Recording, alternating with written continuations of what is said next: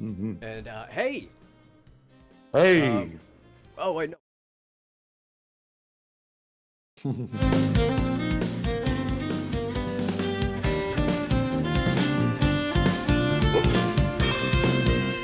Hey, here I am.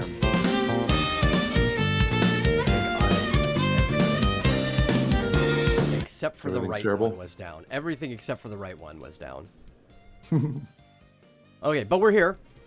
On time. Whatever. Not a minute late this time, with me forgetting to shift us over. Welcome to the Vomitorium, everyone. As always, I'm your host, Metal, and joining me is my co-host, Marsupial Gamer. If at any point in time you enjoy the show, please share it out with other people, get more people into the audience, and even consider giving a donation to streamlabs.com/Vomitorium Live. Add to the Firefly Fund. The Firefly Fund doesn't actually go towards the character Firefly. It just helps me out. But we appreciate it. Anyway, into the show. How are you doing? Collecting fireflies. I don't even think we get fireflies am regularly around here. Fine. Really? I mean, here I am. Blue moon. I even have my lights.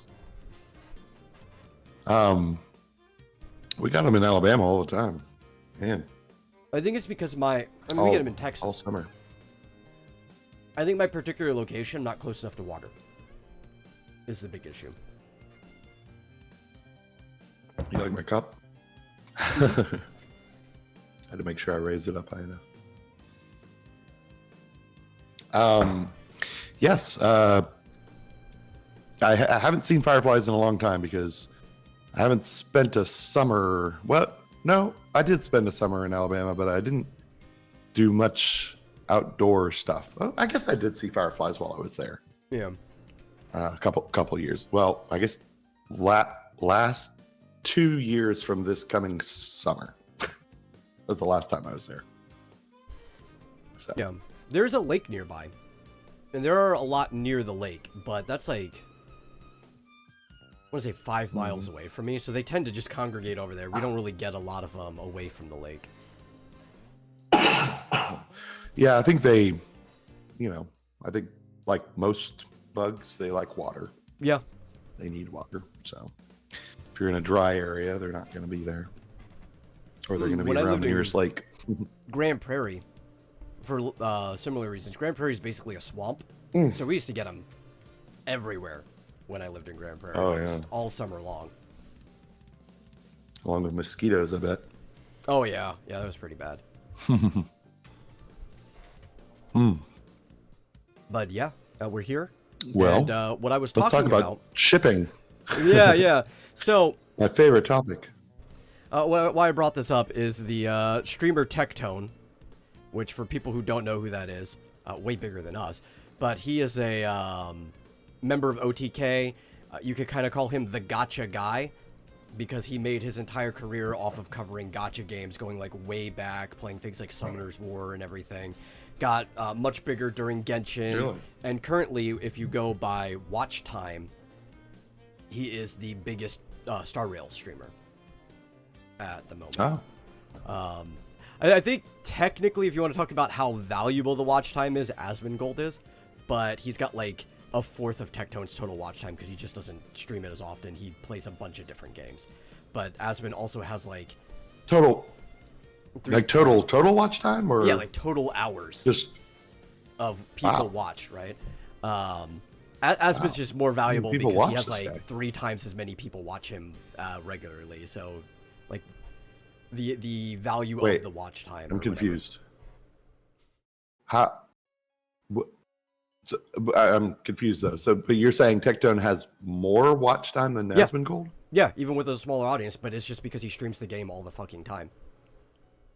Oh, okay. Yeah. So he has a smaller audience, but he is live for longer. Yeah. We're talking specifically in this category. Oh, okay. Yeah. Because Asmongold streams like 8 to 10 hours a day. No. If we're talking about like actual like total watch time of everything that they do, Asmongold's got like everyone beat. There's few people that would be higher than him. I don't know. Yeah, I don't know that he's done any gotcha games recently. He did occasionally, maybe. Still playing Star Rail. Like he recently caught up to the story. Yeah. Yeah. See, I mostly just catch him on YouTube. I don't really catch him live because he play well. I'm sure you do because he plays in the middle of the night. Yeah. Or like really, really early in the morning. Even like his Star Rail, I just catch the VOD. But anyway, so Tectone is the largest gacha streamer, right? And recently he's been having a beef. He's been trending on Twitter because of shippers. And I can't remember the initial incident that started this, but it was like some guy was talking about how attractive he found the new character Robin, who is going to be on the banner really soon because Aventurines is ending. I don't remember the exact day. It could be Wednesday of next week because usually they do the patches and the changeovers on Wednesday. Or I think Thursday in China already. Wednesday for us. But the guy was talking about how attractive he found Robin, and then all of these Hoyo shippers, which there's a big crossover. You might call them like the Tumblr crowd, which most of them are on Twitter now because of the big not safe for work exodus from Tumblr. Started hopping down the dude's throat, and Tectone was made aware of this. And he's had experience with these guys before. Back when he tried whose throat are they jumping down? I don't remember the original guy. I just remember this was how the incident started, right? Okay. But Tectone's had experience with these guys before because of back when he tried to cover Honkai Impact 3rd, and he was calling the characters hot. But like almost every character in Impact 3rd is a lesbian. So like these people are like, you can't find a lesbian hot. And that is particularly what they're getting on now, because for some reason, people are telling the guy that he's not allowed to find Robin hot because she's quote-unquote a lesbian, which isn't even true. Or it could be. We don't know. The characters literally had 3 minutes of screen time, and you know nothing about her at all. They're just projecting that they think she's a lesbian because she's got 3 colored dots underneath her eye, like on her cheek, that vaguely resemble the colors of the lesbian flag, as if the creators over at Hoyoverse even know that. You know what else those colors are? Just generally girly colors. There's a lesbian flag? Yeah, there's a flag for like all of these different things, right? They're just generally girly colors. Right?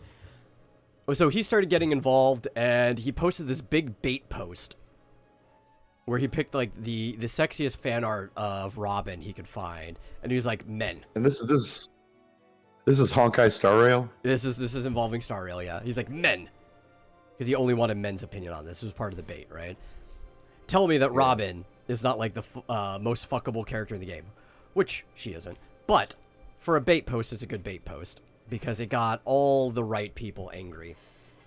And now he's just been in a fight with them for like the last week straight. It's been pretty fucking crazy.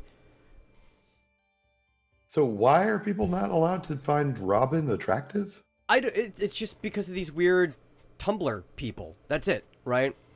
It's because they believe this fictional character, mind you, completely fictional character, is for some reason a lesbian, which he's not. And they also believe that straight men are not allowed to find lesbian characters attractive, which is just a retarded statement in itself, right? Because, again, fictional character, but even real life people, you're allowed to find people you never plan on fucking attractive, right? That's just really, you can't control who you find fucking attractive, you know? Like, yeah.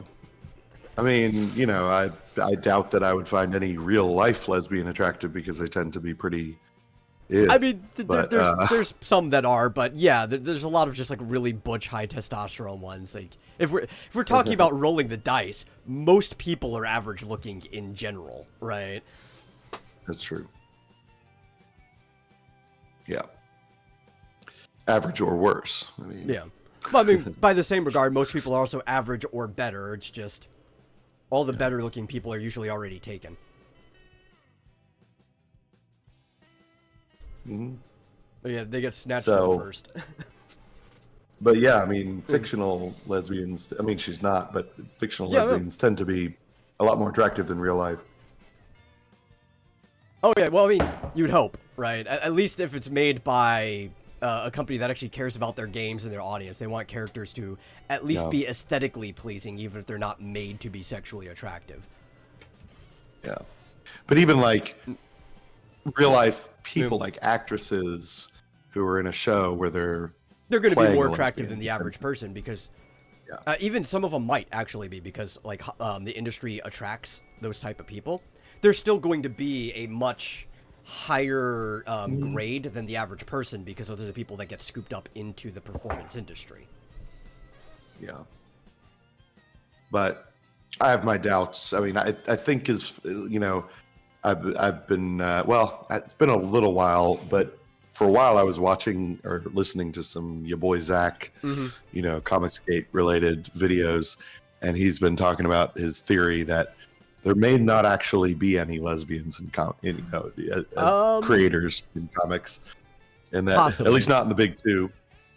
That they're but all we are just talking LARPing. about Hollywood specifically. I do think in general there are a lot less straight up lesbians than there are just bi women, because women's sexuality is more flexible than men.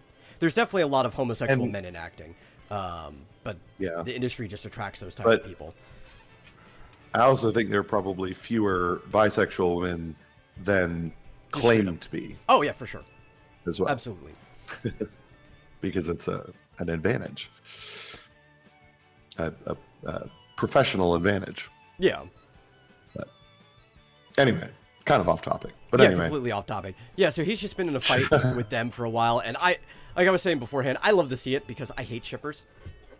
There's very few types of people that I actively hate, and shippers have been a bane in my side since, let's see, I think I first became aware that it was a thing in like 1997-ish, right? This is when I became aware of a lot of things, and I've kind of disliked them since then. There's also like, going back to our conversation on Monday, which we won't steer in too much, specifically the same type of people that I had an issue with back in the day where Friends was airing. There was like a big overlap with these type of people, and the problem with shippers is they're the type of people that they try to implant their headcanon onto your life, right? For things that are fictional don't matter anyway, but like their headcanon matters to your real life, and if you don't agree with it, they're just going to start acting, what's the term people use, like Karens, right? Yeah. I mean, they like to say, like, okay, my headcanon is either the real canon or why do you care? It's just my headcanon, so I should be allowed to just make up whatever I want. But, okay, so what if my headcanon is Bridget as a boy? Yeah, they don't let it go both ways. Because that's the actual canon. That's the thing. Yeah. Or Robin is straight. Yeah. Which is funny, right? So they did a trailer for the Star Rail Live, which I watched not this morning, the morning before. I was actually going to stream more yesterday, but their concert was going on, so I felt like watching their concert instead. Because honestly, who's going to watch somebody play Star Rail when there's a concert by the official company going on? So what does a concert entail? So it's the music from the game. Yoverse. It's kind of like watching Worlds of Final Fantasy, their World Symphony Orchestra or whatever, right? But they also have some other performance things going on in the concert. So they have they have like singers? Yeah, like actual live performance. There's people singing.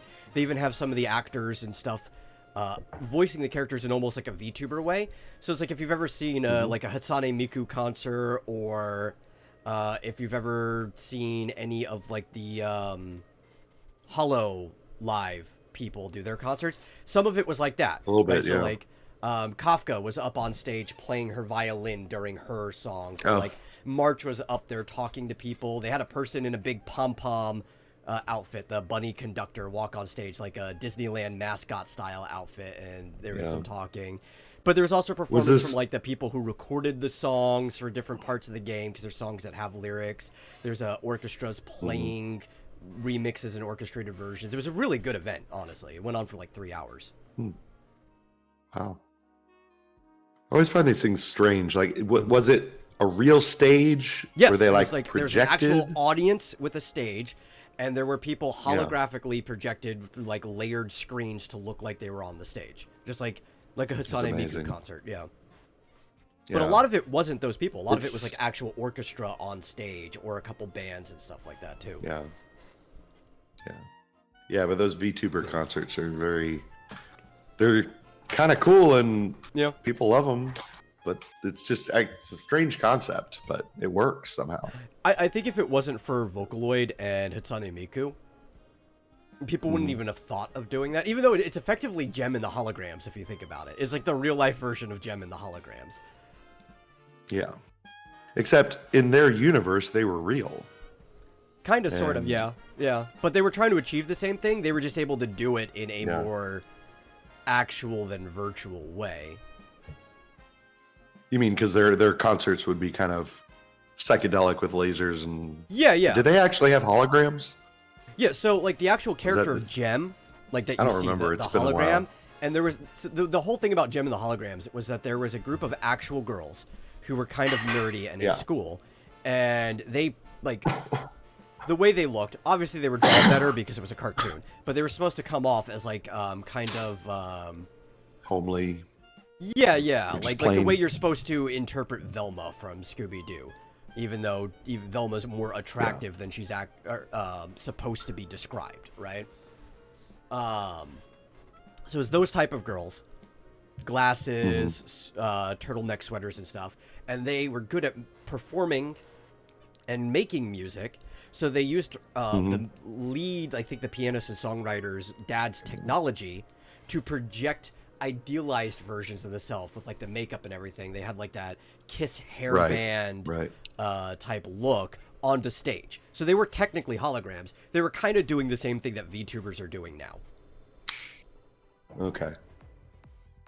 Really good show. Yeah, it's been a while. I used to watch the show a lot, but you know, when I was really young. You must have watched it in syndication.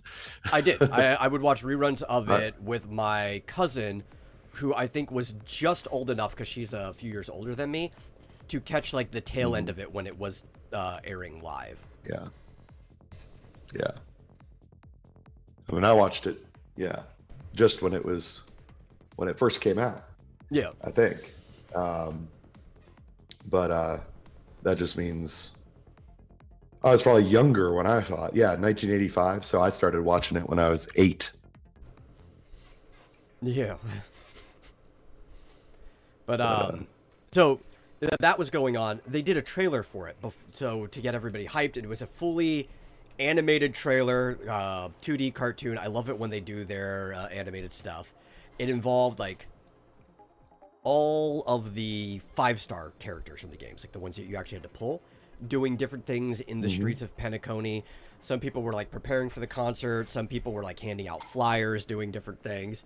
And in one of the bits, it actually had Kalis, that's the name of the male main character, the version I use on stream, was in a bedroom, and the person in the bedroom was like wearing a disguise like a celebrity would, and she pulls off her like medical mask or whatever, this part of her disguise, and it's actually Robin sitting there in a coat, and they're like planning things out. And it's like the most interaction you've had with her and any other character but her brother, and it's her in a bedroom with another guy. There's nothing inherently sexual about it, but that also kind of pissed the shippers off, because it's like it's just one potential nail in the coffin you can use against them if you want to be as headcanny liberal about things as they tend to be. Yeah, but like, it's so stupid. It is. It's like, all stupid, which is why it's funny to laugh at. Lesbians have male friends, you know. It's like, yeah, actually, that's most of their friends, because they usually don't get along with other women unless they're dating them, and even then, that's sketchy. Yeah. Well, so they're trying to cancel the whole thing. They're trying to cancel Tectone. It's funny because good luck with that, right? Yeah, I retweeted him saying, for anyone wondering how delusional Twitter users canceling is negatively affecting me. Man, he's a terrible speller. Here's some analytics. Up 200,000 views on YouTube. Up 3,000 follows on Twitter, including me. Yeah. Up 3,500 average CCV on Twitch. CCV? Is that like I'm trying to remember later what that viewers is. or something? And 1,200 new follows on Twitch. Exactly. That's how it always goes if you don't apologize and you don't acquiesce.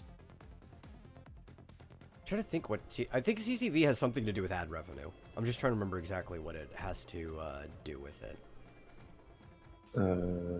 Twitch. It may not Meaning inherently. is That might just be the concurrent- metric concurrent view count. Concurrent viewership, yeah. Okay. Yeah, which is what they use to decide how much your ads are worth is a concurrent viewership. I was trying to remember what that had to do with ad revenue. 3,500 more. Wow. Yeah, he's a pretty big guy. Wow. In multiple ways. The dude's like 6'6" or something. Like, it's huge. He did he's trending in Japan apparently. Mm-hmm. That's funny. Wow. Yeah, well, I just followed him on Twitter. I guess I'd heard of him, but didn't really know much. Yeah, you've seen him before. He's the guy who actually kind of runs the Steak and Eggs podcast, right? So you have like Aspen and Emaru on the chairs on the side, and he's the one on the couch who also like schedules their guests, and he's also the one that like finds the topic they'll talk about or takes the questions from the comments of the previous episodes and kind of leads the discussion that they're doing. Yeah. Well, when I got canceled last year, it was strictly on Twitter, unfortunately, but I got about a third more followers. Mm-hmm. They like just skyrocketed. It was great. Yeah, well, it's not entirely true, but it depends how you spin it, and also what the nature of the bad press is. But it's like P.T. Barnum used to say, right? There's no such thing as bad press. Yeah. Yeah, I mean, it depends on what you do. I mean, obviously... Yeah. If you actually did something bad, then people covering it is bad press. But, like, if somebody's, like, tabloids or whatever, somebody's just making bad press about you, you could spin it into a positive. Yeah. Ticked bald. Wow, he really is bald. Yeah. Oh, he's a... As opposed to Asmongold, who's not really bald. I don't know why people call him bald. I do think his hairline is receded a little bit, and that's why they do it. People jump on it for like the smallest thing because it's fun to make fun of bald people, I guess. Yeah. Well, Asmongold always had luxurious long hair, so I should make I get to make fun of him, but Yeah, exactly. If they're canceling you for something that you did that was not even anything wrong, like if you're right, don't back down. Yeah, ever. Especially if you're somebody who's so good at marketing that you're just going to grow off of it. Yeah. Like, I don't even know what happened with there was a game company that did an apology.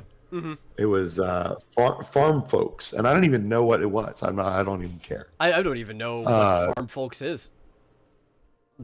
It's a farming game, but it has like cute, like waifu type characters, like anime style. And I guess they did a community post earlier this week, April 27th or 28th, and I think it was the jokey post, something about basically jiggle physics. Mm-hmm. And they got mobbed, and they immediately apologized. And I'm like, I replied to them saying, "No, wait a minute. You made a funny post. There was nothing. I don't even know what it was, but I guarantee there was nothing wrong with it. And a bunch of assholes came on and jumped on you for nothing. Why are you apologizing to them? They should be apologizing to you for being assholes." I mean, yeah. they played that wrong. I always find the discourse around jiggle physics kind of just hilarious in itself. Like, now if people want over-the-top cartoony anime physics, that is a choice, right? But when it first started, you didn't really have much of a choice because, like, the technology was kind of new and people were, like, working around to try to figure out how to fine-tune this to where it feels kind of natural. So, of course, especially with how stylized things were going to bounce around more than they probably actually should. But before that, you had people complaining that women in video games just seemed stiff, like they had cardboard breasts that were just taped to their body.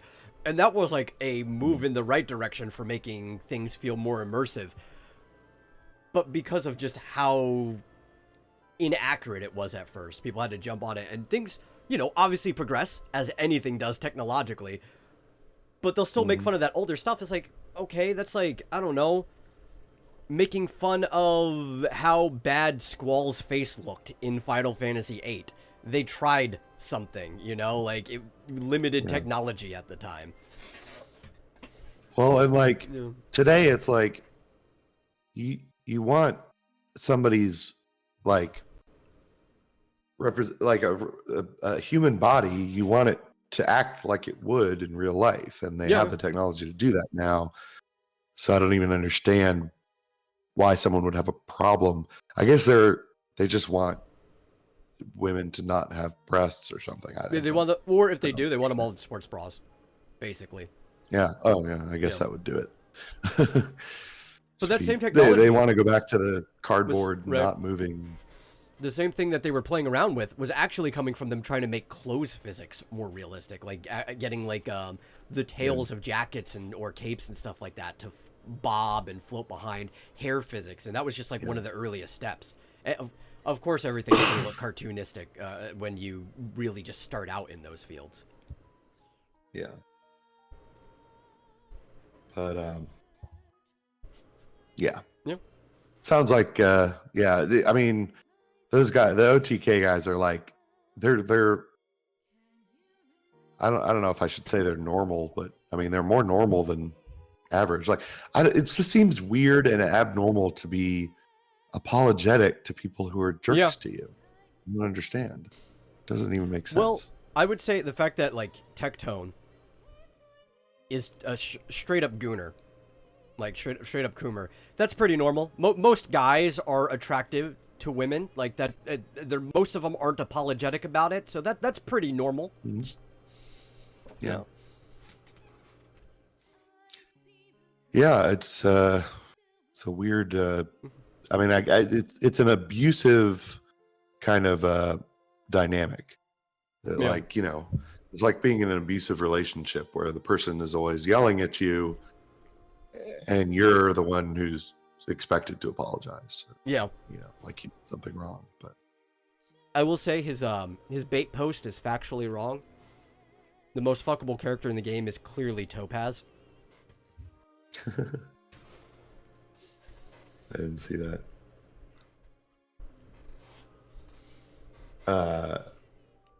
When but did I he... do have What did he say? Did he say Robin? Yeah. The whole bait post was Robin because that was the character, the subject. But okay. Asmund replied and he was like, "Be real, she's not even top 5." Well, yeah. What are we talking about? We're actually about to change subjects because I do have somebody who should be apologizing to people, right? There we go. Actual group of people should be apologizing, and they are a company that goes by the name of Square Enix. That's right, Squeenix should be apologizing because their financial report for the fiscal year came in. And guess how much they lost? I saw a lot. Yeah, 22.1 billion yen, or roughly 140 million USD. This time I actually have an article by Niche Gamer, because these are the articles they write that I do like to talk about. Something without loaded or charged language. Just straight up facts. And they have the report, and a lot of it comes from their games just not doing anything that they wanted, and the amount of money that they blew on all of these other developmental resources they're not using, like NFTs and shit like that. But it was mostly the group's approach to their HD games, as they call it.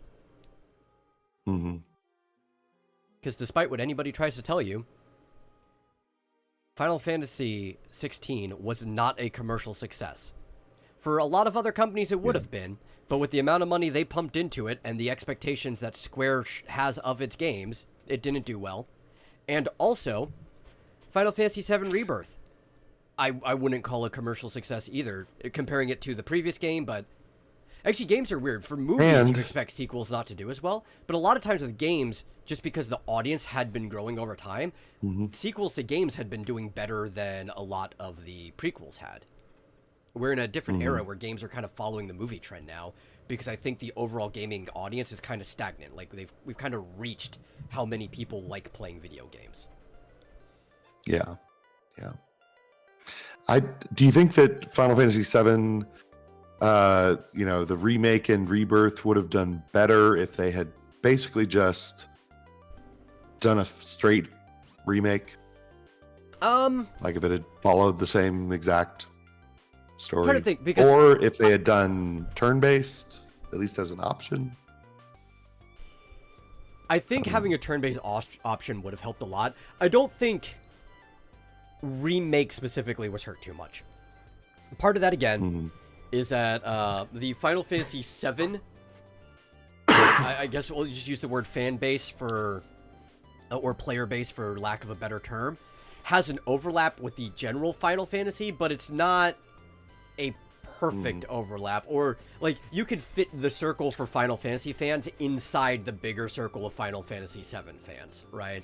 Because there's a lot of people play that to just don't play other Final Fantasy games. And a lot of people came into Final Fantasy VII later on because of movies like Advent Children. Was popular 3 years it was not a commercial success when it first came out. It was like 3 years later that it started becoming popular.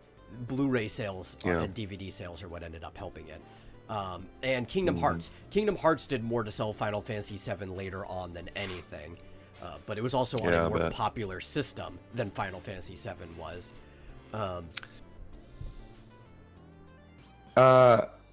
What was I going to say about that?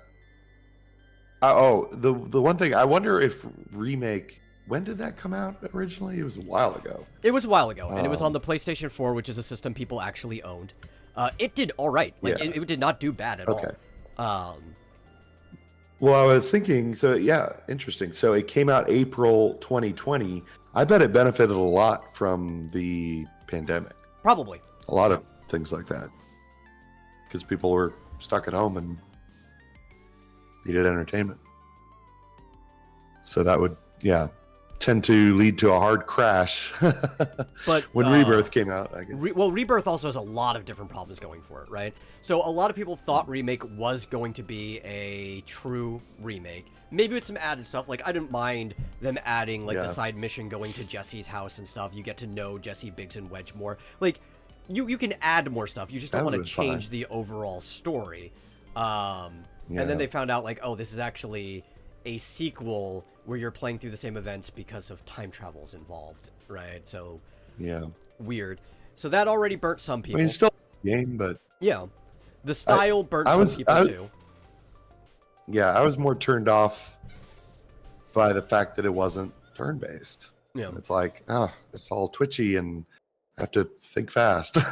But I don't think that ultimately hurt its sales. It just got people like you and me to not want to play it.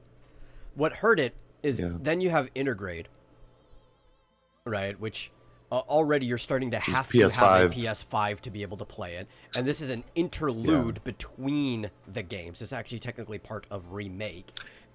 Yeah, that was confusing. And then Rebirth is a PS5 exclusive. And we're already getting on to the third thing you have to own for this remake of what was originally a singular game. And it's becoming a monster.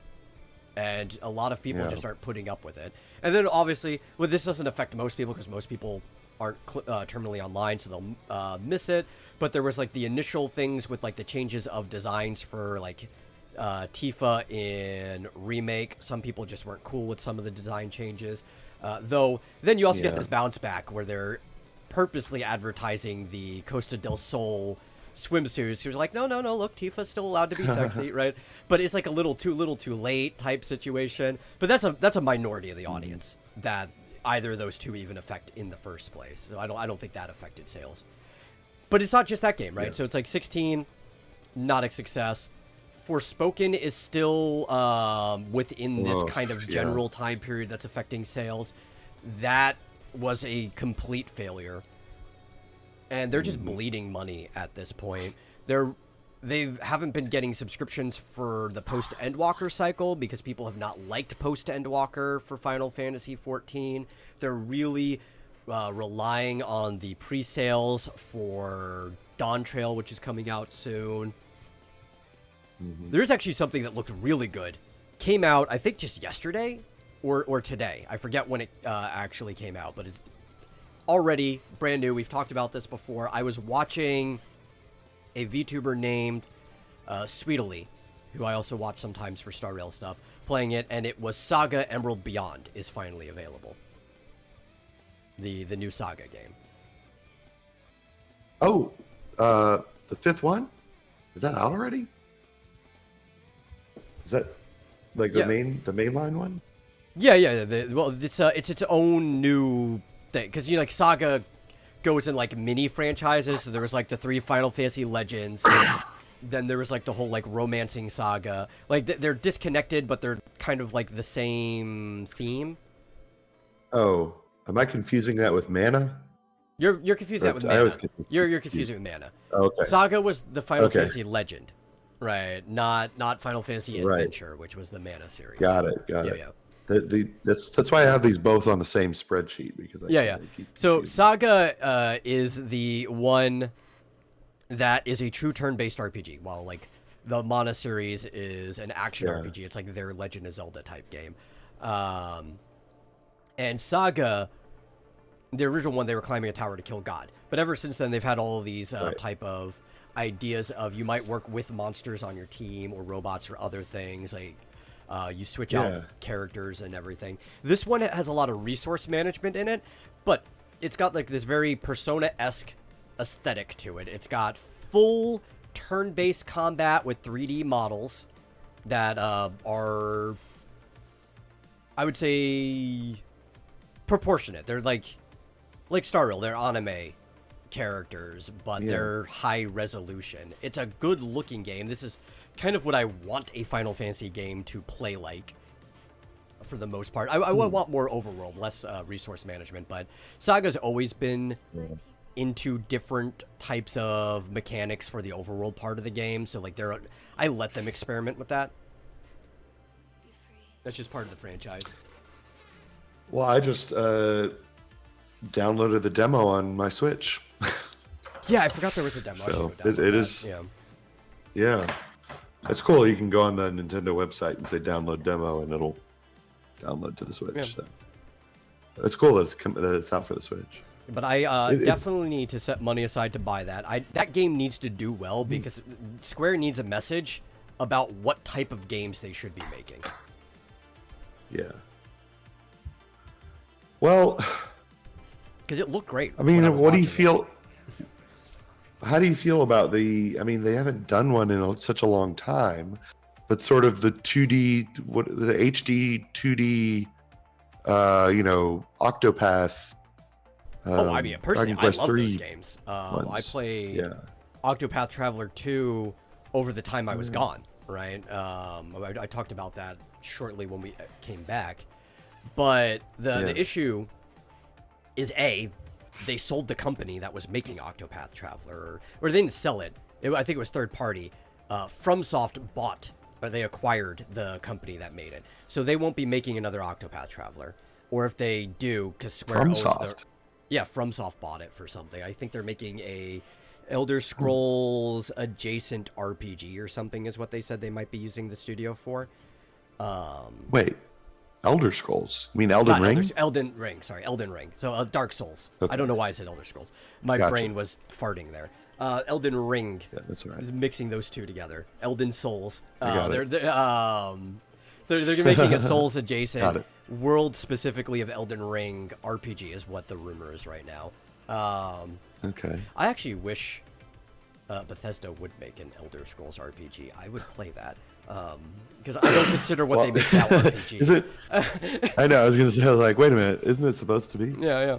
By the way, speaking of which, Octopath Traveler 2 is on sale for 50% off. Oh, nice. People should pick that up. Steam. It's a good game. Good game. But they won't be making another Octopath unless they hire another company to do it or an in-house does it, because Square does still own all of the IP for Octopath. It's just the studio that made it is gone. So, are they still making the Dragon Quest III remake? I believe so, because the studio that made those games aren't the ones that are actually working on these HD 2D stuff. They just basically came up with the formula, and other parts of Square are using the Unreal Engine to do the same stuff. They more or less made a tool set. Okay. Got it. Yeah. Well, yeah. I mean, I think I own both Octopath Travelers, but I haven't finished them. I mean, you know, I feel like it ran its course. So, like you said, it was like a little bit too long. Didn't you think? Or was that someone else who said that? Octopath 2, it might be a little too long. It's definitely longer than the first one.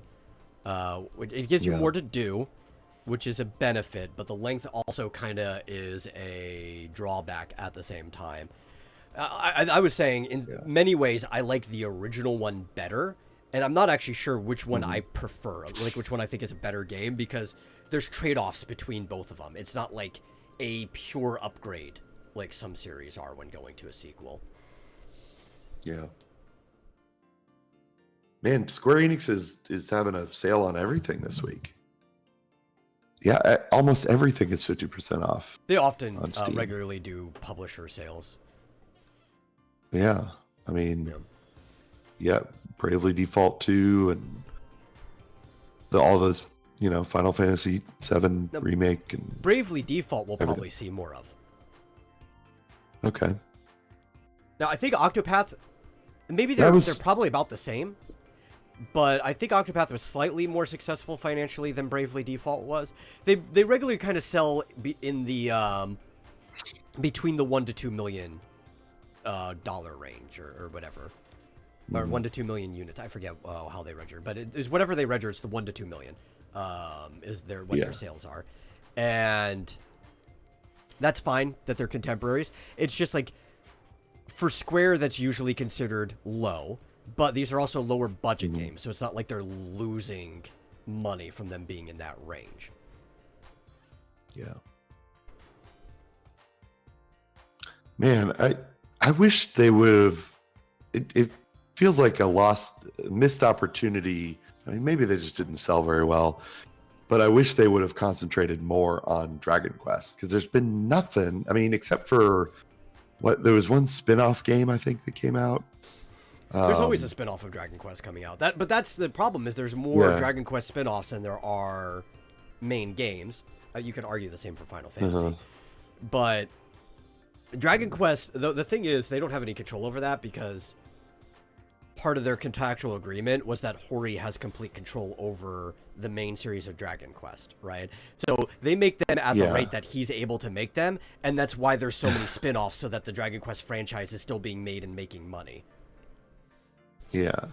But, like, at the same time, are they ever going to make... I mean, to me, I just love the Dragon Quest Builders series. And there's only been 2 of them. Yeah. I'm like, God, I would love it if they made a third one that jumped, because the first 2 jumped off of the original 2 games. The third one could jump off of, Dragon Quest 3. They might eventually. Especially since they're coming out with a remake. The thing is, they just rotate things, right? Like Dragon Quest Monsters. The Prince one, which I think is like the 3rd Dragon Quest Monsters that never came here. And so this kind of like remade that one for the first time internationally. Like they rotate what spin-offs they do. Like I think I've heard they're going to make another Dragon Quest Heroes eventually. Like that's on the docket of things they're going to work on, which is popular. People buy them, so it's like they just rotate around what they make. Yeah, and they did the Dragon Quest Treasures one that I got. It was okay. A little bit repetitive. I mean, Yeah. And they did the story it's of it's a Die, collectathon. which was a kind of an adaptation of the manga / anime they made, which was for Dragon Quest, which was Dai's story. Mm-hmm. Right. Yeah, I'm dying to. Gosh, even Dragon Quest 1 and 2 are like 50 or 40% off, something like that. But yeah, they're just they're not doing so hot, and this is making them reevaluate their entire trajectory from what the reports are seeing from the inside. We even have like direct quotes from some of the people working in Square, and they are definitely just not happy about the loss. Yeah.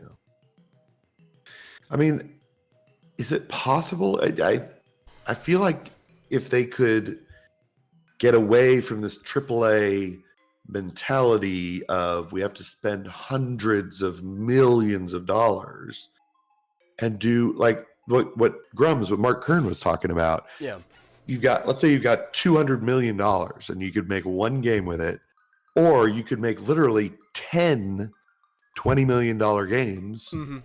Well, that could, some are hits and some are misses, but this has been my exact problem, this, and I've brought this up several times about the definition between the single, double, triple, and if you count Nintendo, quadruple A industry in gaming, is the definition is not about the company making it, it's about how much money goes to the games, which also means our definitions are more expensive than they were 20 years ago when the definitions were put out, because AAA games are getting more money than they were 20 years ago, and I think we need to call it the studio. All right. Now, if the studio want to say this is a low-budget game, it's like this is a AAA studio putting out what they consider a single-A game or something. I'm more acceptable with that. But we have to look at, like, what resources does this studio have to them? Because even a studio that is, say, Nintendo, quadruple A, wants to put out what we would consider the budget for a AA game, it's still going to be better than most other AA, because being this big studio, they have, like, the best and the brightest developers working on it, who are also getting the best paychecks, right? So, like, it's not going to be equal to other AA games. We have to look at it from a studio perspective.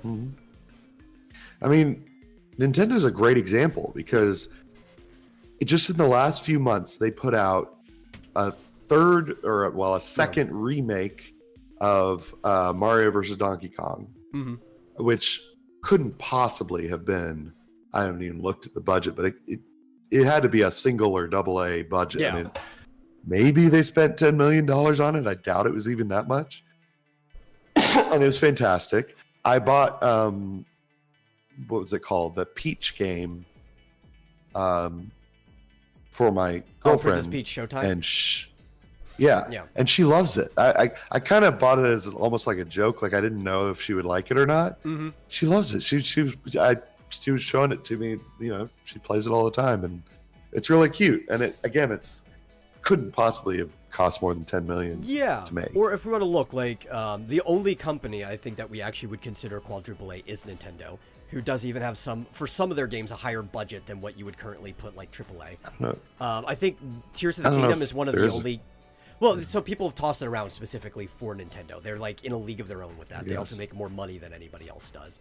And the only game that they've made that you can even remotely qualify that is Tears of the Kingdom, because of how long they developed and how much money pumped into it.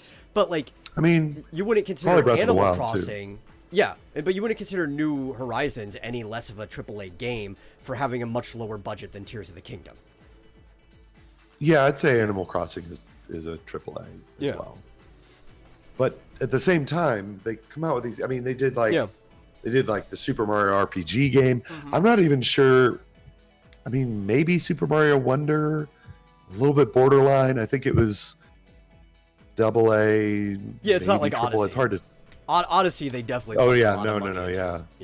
Oh yeah, but it was a great game. I mean, actually, that may be the best game they've made in recent years. Is Super Mario Wonder. That was a great game. It is. I haven't finished it yet.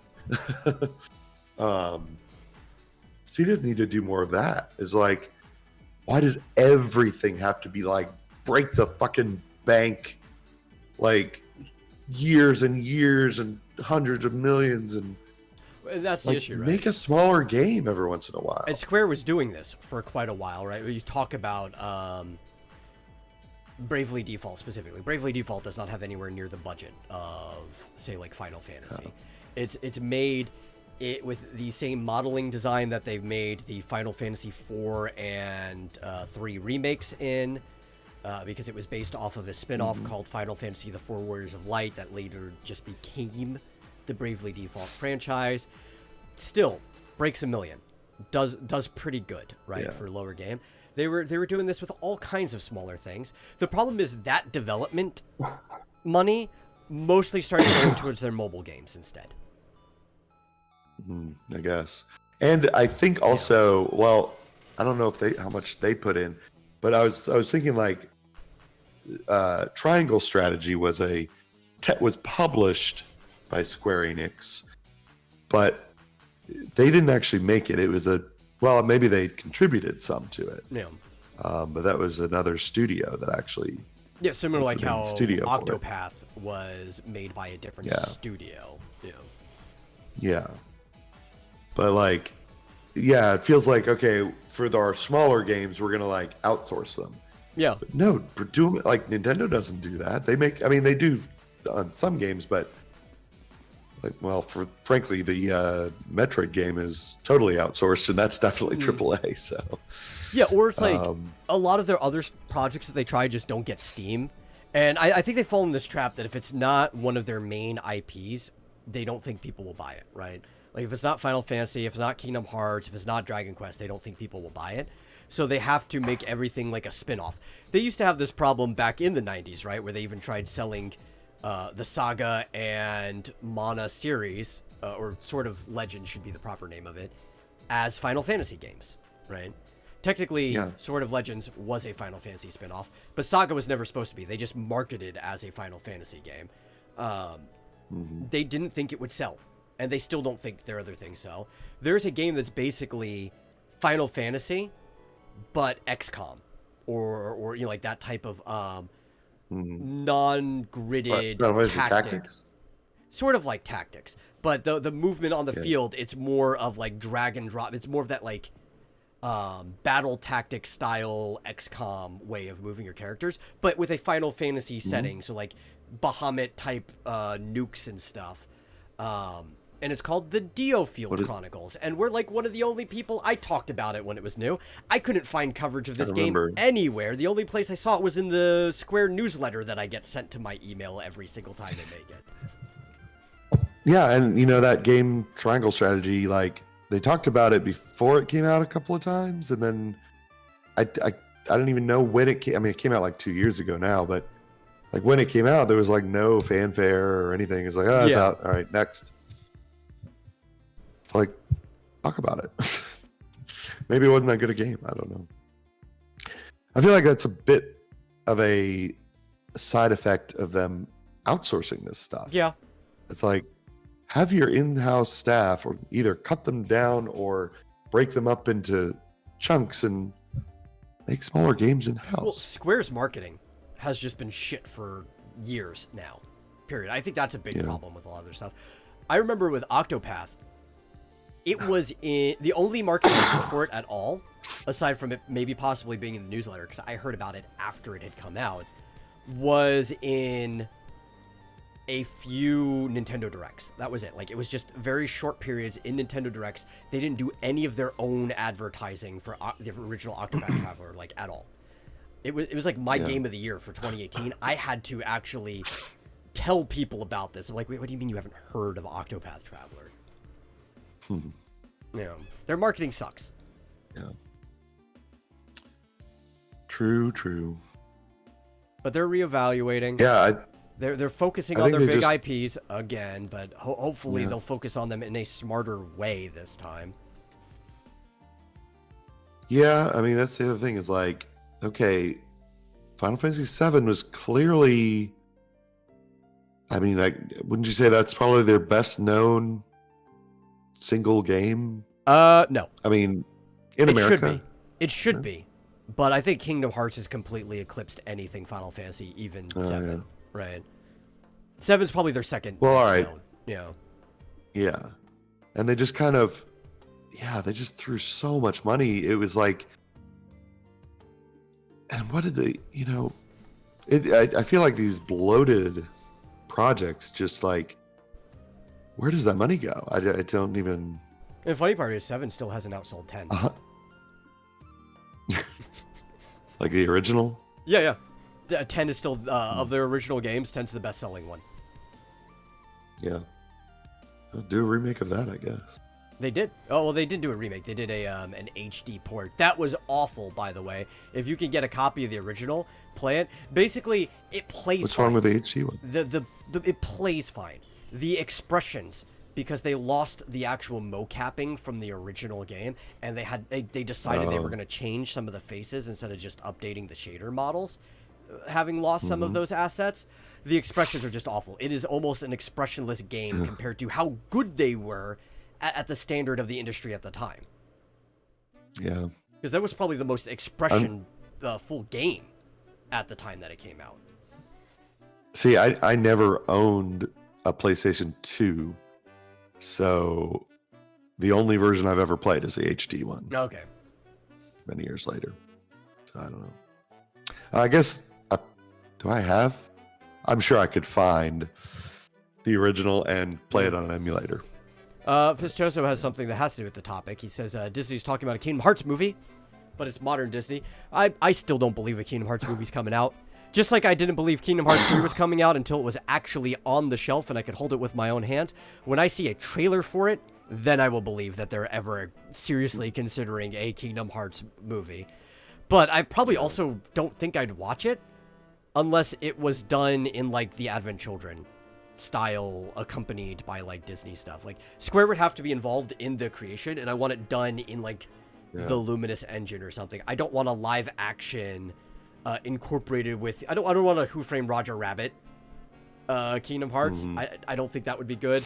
Or I don't want Disney doing the 3D animation for Kingdom Hearts either. I don't think that would be that good. Unless...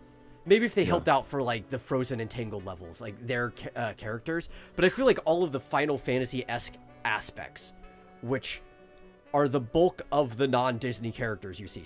Even the main character, Sora, is designed to look like a Final Fantasy character just in a Disney world, would be lost if they tried to do it with Disney's in-house, especially after how bad that last movie was. The Wish Upon a Star, or just Wish, I think was the name of it. Yeah, Wish. Yeah, I don't think it could be good, unless Square was directly involved in the animation. No, they did do a trailer for Kingdom Hearts 4, right? Yes, they did.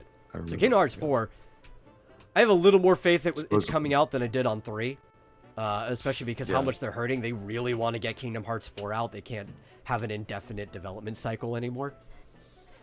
Yeah. I mean, I guess Japan can't carry them totally, but they need to be done with Dragon Quest 12. Yeah. You know what else I actually found out? I didn't even know this was a thing until recently, because I was looking at the fact that I have Dragon Quest 11 on Steam, and then I also have it on PlayStation, but it's a different version. And I realized what happened was that they came out with a definitive version, but you couldn't upgrade. You had to rebuy it at full price if you wanted the definitive version. Yeah, that was it's really stupid. Dumb. And apparently the definitive version has worse graphics than the original Luminary version or whatever. Well, so here's a big problem with Square as a company, is they often don't update their games, right? So I don't know specifically if the Steam version has been ever updated to match, because it's supposed to be the same version of the game, but I doubt it, just because of their history. Well, but a specific game that I'm thinking of, the PlayStation version is the worst version of the game, the PS5 version, because it was the first one, or the PS4 version was the first one to come out. The Xbox One version is the second or worst, tied with Steam, and then the Switch version is the best, and it's Final Fantasy XII Zodiac Age, where they kept adding features as they kept releasing it on different systems, and just didn't add the features to the previous version of the game. They're doing the same fucking thing with Dragon Quest Builders. Yeah. They just came out with a brand new version, however many years later, 10, I don't know how old the original Dragon Quest. They just came out with a new Steam version that has new stuff that the other versions don't have and probably will never have. And it's like, yeah, that's just how Square is. Why? I have no clue. Do DLC. I mean, what downside is it, like, to at least just say, update it? Okay, you can have these. Yeah. Some of the updates are trivial too, but important. So like Final Fantasy XII Zodiac Age, one of the things they added to the Switch version was you can do the trial mode, and the trial mode no longer overwrites your save file or requires a new save file. So basically, instead of having to save in one of your empty slots and then go back and overwrite your old save file afterwards so that you can get the stuff from the trial mode, you just pick the same save file, it saves it to it, and then when you go back in, you have all the stuff from the trial mode that's not in the main version of the game. It's a very simple thing that they should have probably had from the beginning.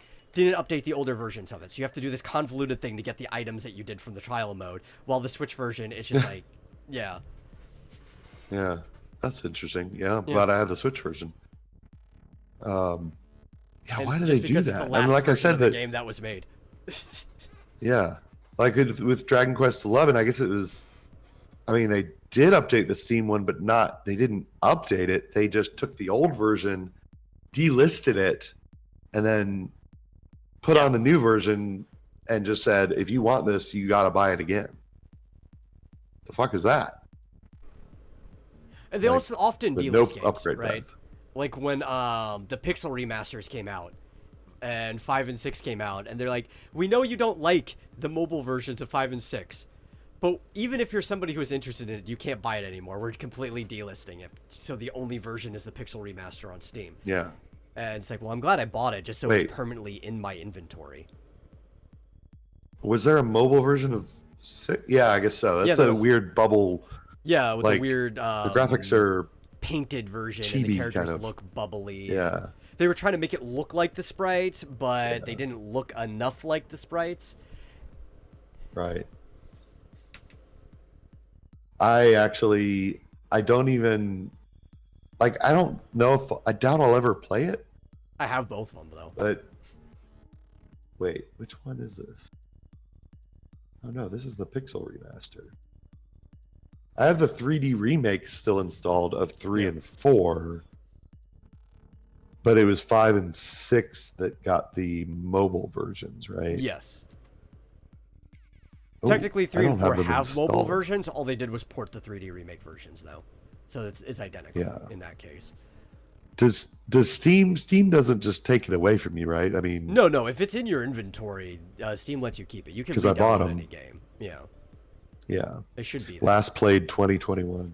And there's some good mods that make it fun. But they're listed. In some ways, if you have the mods that actually give you the sprites, because some people have made that where they've scaled everything to match. If you've got those mods, it's actually pretty good. The menuing is still a little weird looking because it's the mobile menu, but it's like, I don't care if there's 12 menus on my Final Fantasy screen. I'm used to there being menus on my Final Fantasy screen. I want there to be menus on my Final Fantasy screen. It's still better than the Pixel remake in many ways, aside from the music, because the Pixel remasters have the best music out of like any Final Fantasy game, but they have all the bonus stuff in them that the Pixel remasters don't have, like the bonus dungeons and bosses. Yeah. Well, I don't know if you knew this, but this is actually kind of a recent development. The Pixel remakes have some recent patches. I don't know when by recent I mean the last couple months, where they basically fixed all of the like weird font issues, or they give you the option to switch fonts without having to like manually replace. I thought that happened a while ago because I thought we talked about that. What did it? Well, I remember there was a way. Had to do it again because I remember there was a fix way back. It was the end of January. It looks like. Yeah. Yep. You can change the font type as of January 30th. So just a few months. But they have not added the extra They're never going to. Content that was in other versions, they're never going to. You're absolutely And right. that was part of the selling, is that this was just a remaster of the original version. It's kind of like with 3. It's like this is the closest thing to the original version of 3 international players are ever going to get without playing a fan-translated Which is kind of cool. ROM. Yeah. Yeah, it's kind of cool. I liked how the beginning was quite different from the 3D remake. Because you start out with like 4 Onion Knights. basically identical, Onion Knights. And you can name them whatever you want, change their, have them do whatever you want. Like, there's no predefined male and female and named, You don't have Lunith, Argraphia, and Ingus. Yeah. Now they're the canon characters, right? Yeah. Apparently, from what I was reading in development, they were designs for the characters that were made for the game back then, but they just never went through with having named characters. So you just had Onion Knights anyway. But they show up in a lot of the early like artwork, concept art for the game. It's just something that didn't get implemented in that version.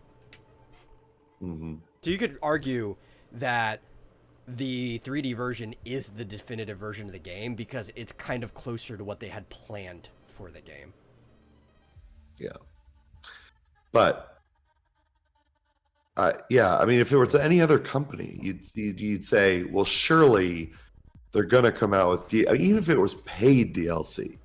It was like $5 to add the stupid, like the extra dungeons in Final Fantasy 1. What is it? Dawn of Souls. Yeah, are kind of dumb. They're short, and it's really just to fight bosses from other games in the franchise. Yeah. Like Echidna is one of the first ones you can fight. Yeah, but like, why not? It's just not. It's a Square Enix thing. They just don't do that. Well, it's weird. We actually have some news about something about a company or small indie group company that does eventually add the things that they're supposed to add to games. 9 years later, Koji Igarashi and his I actually forget the name of his little indie company that made Bloodstain is adding the very last stretch goal for Bloodstain. And it probably took them that whole 9 years to figure out exactly how they were going to implement it. And the last stretch goal, which was the $3.25 million goal, was asynchronous online multiplayer, which has never been explained what that means. A lot of people are assuming it's going to be a Souls-like multiplayer system where somebody can come into your game world and play, but we still don't know. It's, or at least maybe it's explained here later, but at the time they never explained it, like ghosts or whatever. Yeah, this is a I didn't even see this until you mentioned it. So this is an announcement from today. Yes, from today. The update will bring Chaos Mode, where you run through randomized rooms fighting against enemies in solo or co-op. So that's going to be one of the ways that they're bringing in multiplayer. There's also going to be a versus mode where you fight a bunch of monsters, earn souls for defeating them, and spend those souls to upgrade your abilities and debuff an opponent who's also trying to survive the onslaught. So that by asynchronous, you're basically going to be in different instances, and it's going to be like Tetris Attack or whatever, right? Where you're sending debuffs to the enemy. It's going to be the person who survives the longest and gets the highest score. So it's not going to be what people presumed with their souls like ghosts or anything. You're actually going to have full co-op for one type of mode and an actual asynchronous versus mode as well. Wow. So chaos mode, it says local or online co-op action. Yeah. Which I'm presuming you have the Switch version of the game? I've got it on Steam. I have the Switch version. I might have it on Switch. Yeah. I feel like the Switch version kind of sucked. Like, it was... I heard that... I don't remember if I heard or experienced that it's missing some graphics and so I can tell you the big difference with it. I personally never had any performance issues. I played it docked the entire time. which is supposed to be when it should have had overheating problems if it did. Yeah. The game never crashed on me, but that's not to say that it didn't crash on other people, right? That I could have just been lucky. But the big difference, graphically speaking, was the other version of the game had like these infinitely cascading backgrounds that they looked like liminal spaces of the room you were in. Like if you were in a hallway with arches, it would have just like arches all the way back. The Switch version had more painterly flat backgrounds in a traditional Castlevania style way, just because the system could not run everything and have those cascading backgrounds at the same time. If that's something that matters to you, yes, it is the worst version of the game. I just had a Castlevania experience playing it, so I thought it was fine. I don't own it. Yeah, I mean, Steam. I was thinking like, we could have played the co-op together if we had it on the same system. Let me see. Yeah. Believe me, it would not be the first game that I'd bought twice. So I may have a problem. Yeah. Peach likes to say I but it's also a 2019 game, so there's also a chance that if you had bought it on the Switch back when it was available, that you don't currently have it if you had it physically, due to when you lost your stuff, right? I didn't buy it physically. Okay. I didn't even know it was available physically. I have it physically. Okay, cool. Yeah. Yeah, I can guarantee I never bought it. Okay. Physical. Yeah, you have a good memory. Yeah, I had every game. I had everything I owned basically stolen. Yeah. It would be in the B's, right? Bloodstained. Mm-hmm. I guess I don't have it on Switch. Guess you don't. I think I did not buy it because I just heard bad things. But I mean, from the sound of it, it really did not negatively impact my enjoyment of the game whatsoever. Yeah. So I'm sure there was probably some crashing. But honestly, I've had first-party Nintendo games crash on me sometimes. And I think that's just like if you leave something playing for too long in the dock, the system just can't handle its own performance, right? Like it overheats. And that I don't even think is an issue with the chip, because this was happening when the Switch was new. I think it's an issue with it being a mobile device, right? Like even a Switch 2 would probably buckle under its own load if you left it docked and playing for too long whenever it comes out, because it's still probably going to be a mobile device. Phones will do that if you leave it plugged in for too long while you're playing. Yeah. Yeah, that's true. They can overheat. So there's no cross-platform. I don't think so. No, I haven't heard any. I think it's just on the platform itself. Honestly, you know what you've thought too? We're gonna be able to play anyway. Like I might as well just try to get the game when it's on sale on Steam to start over. I decided, since I haven't been playing online, that I'm not paying for Switch Online currently. Like I don't even have the online to play with people anyway. Well, there you go. Yeah, it's like, I think the last time I played online with anyone on my Switch was over 6 months ago. I'm like, that's not financially a viable thing to be doing. Right? Like, that's a sensible thing to do. Like, I'm not doing that. I got the year-long, and I think I got the family version, so basically I share it. With. Well, I think it's the reason we did have the family version, because my mom was like, I want all of the stuff, the 64. And I think it was last Christmas or whatever, she decided that she was just going to get it for everyone. So she got the extended pass with the whole family. So I had that for a whole year. I didn't have to buy it myself. And then right around the time that my service was going out, so I wasn't going to have internet anyway, we came to a conversation. Are we going to chip in? Are we going to renew this family plan? It's like, none of us are using it. We're about to lose internet service for 2.5 months. If it's something we're going to do, we can renegotiate this when the internet comes back anyway. Why pay for that money when we're not going to use it and just lose 2.5 months, right? And then I'm like, I wasn't using the Switch Online stuff anyway. Like, I wasn't playing the NES or SNES stuff. I wasn't playing the extended stuff.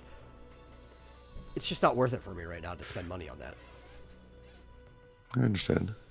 Apparently, there's going to be there are paid cosmetic packs, or a paid. I don't know how many. Oh, 3.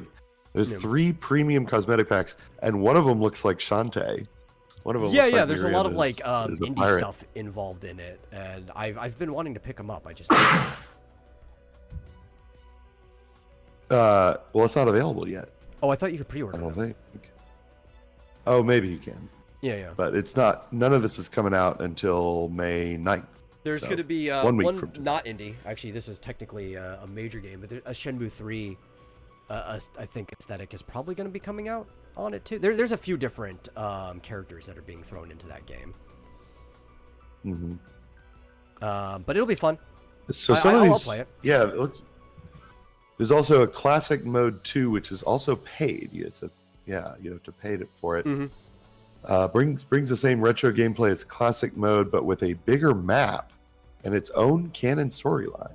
Wow, that's neat. Huh. It was a game I really, really liked, so I will definitely hop back in. There's stuff I never did the journey, I never beat it. right? Like they added a whole journey area, right? Crossover. There's like a desert underneath, like the bottom of the map that you have to go to. Never did that because I never Really? booted the game back up since then. There was like a whole bunch of different stuff that's been added to the game through stretch goals and other stuff that took them years to put it in, and I just haven't touched it, and I should. The problem is, as much as I love the game, there's just been other shit that came out. Yeah. No, maybe I'll do a playthrough on the channel since I'm looking for other games to stream. I'll like start over and do a fresh playthrough when it comes out. Do all the new stuff too. Not a bad idea. Yeah. So yeah, looks like. No, wait a minute. May 16th. It's confusing. It says update 1.5 is coming out May 16th. Okay. But then it says May 10th. I'm confused. I can't. Yeah, I can't really tell. Like the headline says, Chaos Mode versus Mode and new cosmetic pack DLCs are coming May 9th. And then it says update 1.5 May 16th. I don't know. Sounds like they're confused. Sometime. Yeah. It's very confusing. Maybe you can pre-download But it as soon that's as cool. May 9th and it goes live then, and they just got their wires confused or something. Who knows? Who knows? Maybe. Because I've seen sometimes with patches they let you pre-download it. Usually that's only games, right, where the full game they let you do. But I have seen it with like content updates where they want everything to go live at the same time for marketing reasons, and they just let you pre-download it. I doubt that's the case here. They probably just completely have their wires crossed. But I'm trying to give them the benefit of the doubt on something. Yeah. Well, it's kind of cool. So were you saying, so this came out about almost exactly 5 years ago, but so they say this after you were 9 talking about? years There's is something about- because that's when the Kickstarter started and all that, and then it took so much Right. time for them to actually get the game out, and then they've been updating it over those last like 5 years as well. Yeah. Oh, the developer is playing it right now on Nice. Steam. That's cool. How do I turn on the volume so I can? I don't know what he's. I could share if you're interested, or Nah, unless you want to move I on. think we're fine. We're running short on time. There was at least one other thing I wanted to talk about. So we can move on. But if anybody's interested, they could just go on to Steam. And I do like that Steam has their streaming service that if somebody has it set live and you see them playing, you can just go and watch them play. It's pretty fun. I've actually done that before. You can do that. Restream Yeah. connects up to Steam if you want. Pretty cool. So here's an interesting thing. Tetris and 7-Eleven are releasing a handheld gaming device together, which is called the Slurpee Plus Tetris handheld game device. I'm assuming, I haven't seen a picture of it, but I'm assuming it's probably going to look like a Slurpee in design, which is, I guess, an okay shape because it's going to be generally a Game Boy shape, right, for your hand. And it's going to feature a full-color 1.8-inch screen, so that's not very big at all. It's going to be just a full color version of those old little like LCD screens that you used to get from a McDonald's Happy Meal or something. But it's going to be a full color screen with built-in speaker with volume control that will be powered by AAA batteries or a USB-C cable. I'm assuming because it's AAA batteries, the C cable's not for charging. It's the equivalent of a power adapter on one of those old machines. It only works with the cable when it's currently plugged in.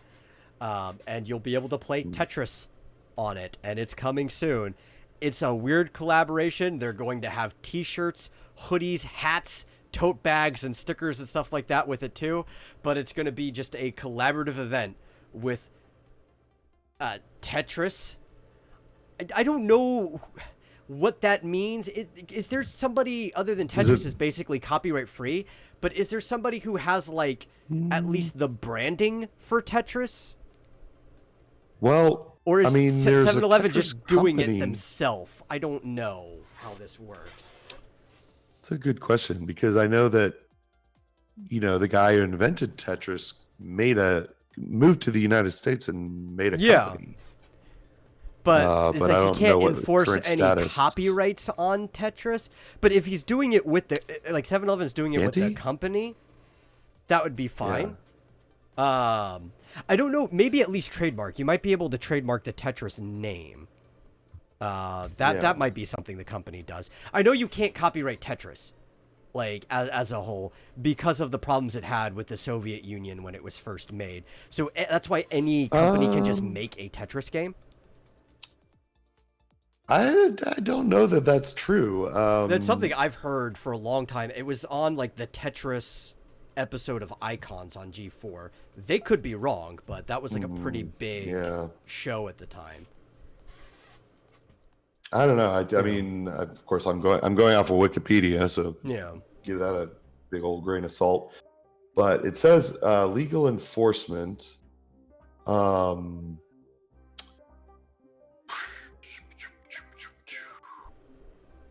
Let's see, June 2012. Well, that would be more update than when Icons, because Icons came out in like 2008, so that maybe it's changed since then. Yeah. U.S. District Court judge ruled in 2012 that a Tetris clone infringed on the Tetris company's copyrights by replicating elements. October 2020, the previous licensing company for the Tetris brand, Blue Planet Software, was merged with the Tetris company. And then in 2021, a GitHub repository was taken. So yeah, they're enforcing it now. So it just sounds like I have weren't, I guess, outdated for a while. information. Yeah.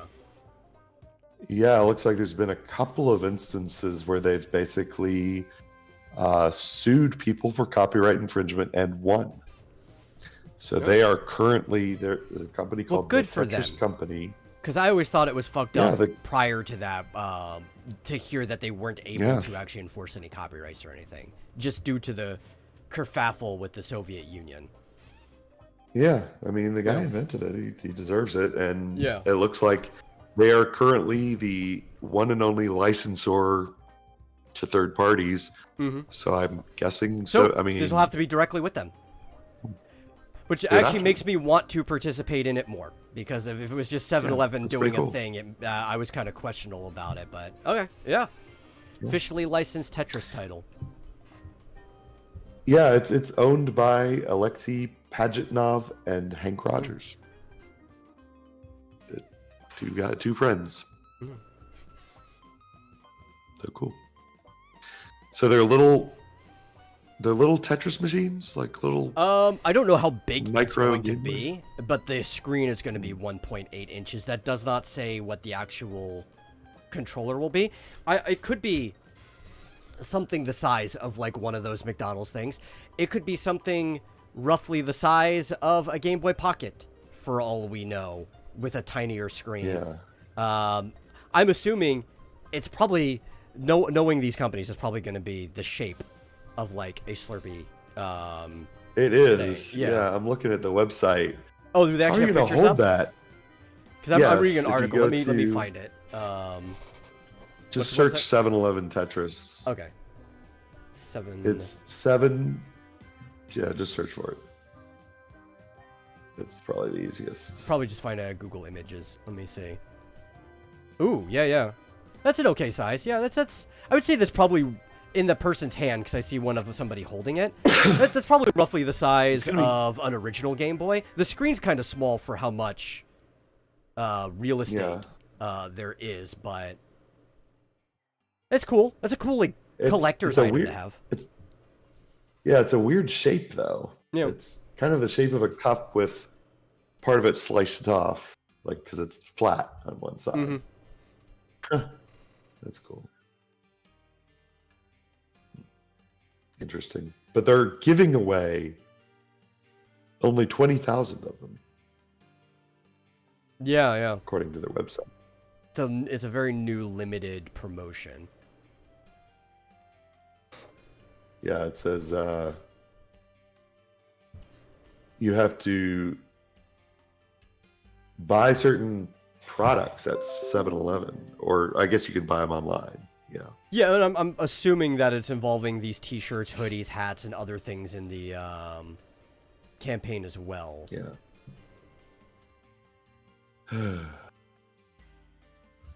I've played enough Tetris. Yeah. I don't need that. I don't need any Slurpees or hoodies.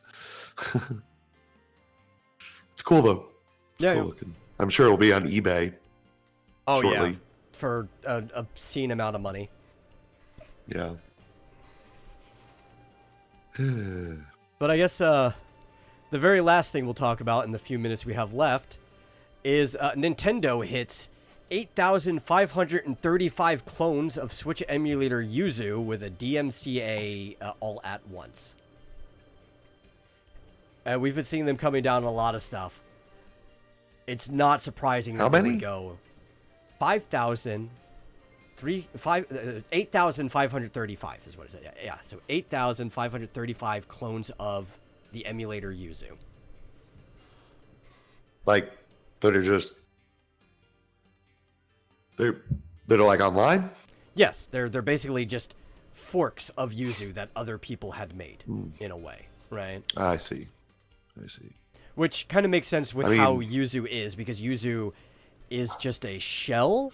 So a lot of these clones are probably, instead of you using the BIOS from your Switch, they already have it made and being redistributed in there, which is what you're not supposed to do. Yeah. Oh, I see. Yeah. So how is Yuzu even... Okay, so it's emulating the hardware, but you'd have to download the software, or... Yeah, so the way Yuzu works, it's like a firmware shell that kind of emulates what the hardware does. But for all of the actual operating system information, you're supposed to take your Switch, use like the SD card to get the information on there onto your computer, and then you can have it running. Or onto some other device like an NVIDIA Shield or a Steam Deck or whatever. Some people even use Yuzu as a way of hacking their Switch to make it like an open, like a jailbroken version. But it doesn't actually have the operating system built into it. That's not what they're emulating. Right. And that's one of the ways that they've been able to skirt past like the patent problems, because it's their own firmware that is emulating what the hardware does, right? Yeah, and I if they had the money to fight it, Nintendo probably would have lost in court. Probably. Don't you think? I mean, I don't know. I mean, I don't think Yuzu is... They haven't attacked Yuzu directly, because they know that they can't do it. It's all of these other ones where it's like people make a iteration of Yuzu that already has the BIOS in there, and then they redistribute that because that has the operating system in there. And it's a different name. It's not the people who made Yuzu directly, right? So there's a whole bunch of these other instances out there that they've been attacking. But I thought, I mean, was Citra a different group? Because I know they took Citra down like at the same time. Yeah, but Citrus isn't just a firmware. Citra, whatever it is. It has It's the whole thing. the operating system, everything in it. Yeah. It's different. So like that thing, they think they felt more But comfortable I thought it attacking. I thought it was related though, I know they also make Melon, because they came down on the same which day. is a DS emulator. I don't know if they're the ones who make Yuzu as well. It could be, but I'm not. I'm not certain. But I right thought- now. Yeah. I thought they took down the base Yuzu as well. I mean, I thought that was just gone now. Unless that I don't happened very, very recently. I know they were talking about it a while back, but they were hitting basically everything but Yuzu. But this was something that happened like a year ago. I don't know if they did something again Yeah, it's recently. been a while. Yeah. No, I'm saying like Yeah. in the same day Yeah. that Citra came down, I thought Yuzu was gone too, but I may just have my Yeah. facts. I mean, I could be I don't know. misremembering it too. I mean, it's like a year ago, right? Yeah, it's a shame because it's like this is already almost like established law, Yeah. but they've got so much goddamn money that they could bury them in Yeah, and essentially a even a note frivolous here lawsuit. that Nintendo still hasn't been able to prove in court that Yuzu or even any other emulator at all is legal. Like, even when they took down Citra, it went back up because they didn't prove that it was illegal. It did? Because I think so. I think it's still down unless it went it? back up somewhere else. I don't know. But they've yet to prove that it's illegal. Most of these cases have just been settled out of court when they have done anything. Right? Or it's Yeah, like the wait. people just agreed to keep their stuff down half the time. That's interesting. It says, Yeah. yeah, when you go to the Citra website to this day, it says, Oh, is it still hello, down? Yeah, it says users, users and Citra fans. We write today to inform you that Yuzu and Yuzu's support of Citra are being discontinued effective immediately. So they are the same people that do Yuzu. Okay. I guess. Yeah. And this has been like this since whenever that happened several months ago. So, I guess I've just been seeing it from other places. Because, like, even right now for all of the Yuzu clones, mostly you're getting that off of, like, GitHub. Which is a horrible place to host it. Because if you want your stuff to be found, don't put it on GitHub. Right? Like, that's where somebody who might want to do, like, a takedown of you is going to find it. Find some other, like, backwater repository. what's funny is like the Zelda 2 remake that somebody remade from scratch. I think with Unity or no, either Game Maker or Unity. Yeah, they don't have a public link. You have to go on their Discord, Yeah. and there's a link to somewhere. I think to itch.io, but it's like a secret. It's not a public site. It's not a public link. Or a lot I of mean, the stuff like that I still find because a lot of the creators will put their stuff on the Pirate Bay and other places because it's like, yeah, you can search on the Pirate Bay, but since it is a spread out torrent, you can find the user name and you could probably even get Pirate Bay to take down an individual thing if you ask them. A lot of times they just ignore your requests because they're like, middle finger, fuck you. But it's like all you could do is like remove a user ultimately. You don't know where they are. You don't know where that data is coming from. And it's already on so many other machines that it's easy to get the torrent right back up from a different username.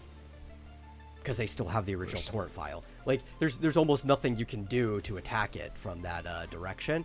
That's like, yeah, you can find this stuff. Just don't put it on a public repository that's owned by Microsoft. Wait, I think does Microsoft Microsoft own GitHub?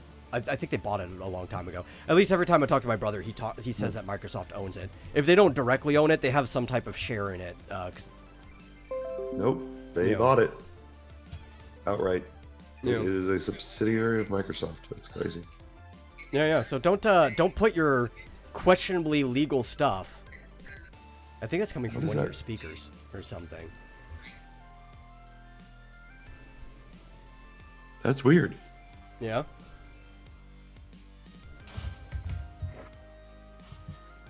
That was weird. Okay. Let's see.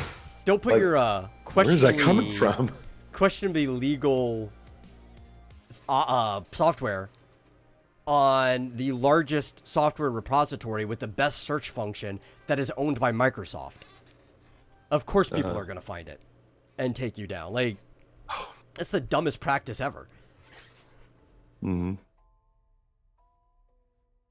Yeah, that was not smart. I mean, by now, like I said, like other thing, you know, there's a Final Fantasy, you know, game that someone came out with. And, Yeah. like none of these are.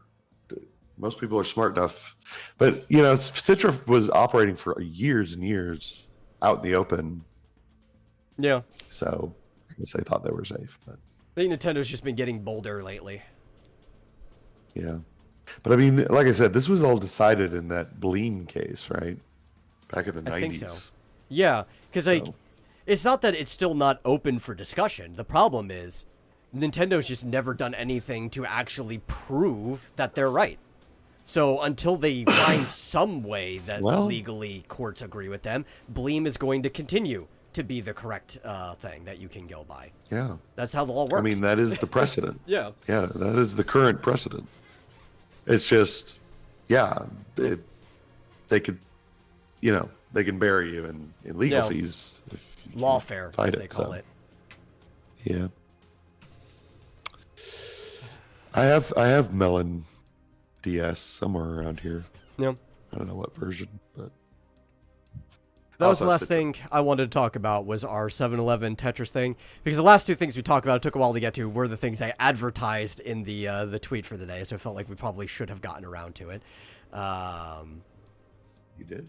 Yeah, I mentioned the 7-Eleven Tetris thing, and I mentioned 9-year-old Kickstarter fulfillment. Ah, cool. Yeah. So, thank you all for watching. We got to them. Yeah, we got around to it. We finished the show. It was great. If you enjoy the show, please, for the love of God, share it out with other people. Grow the audience.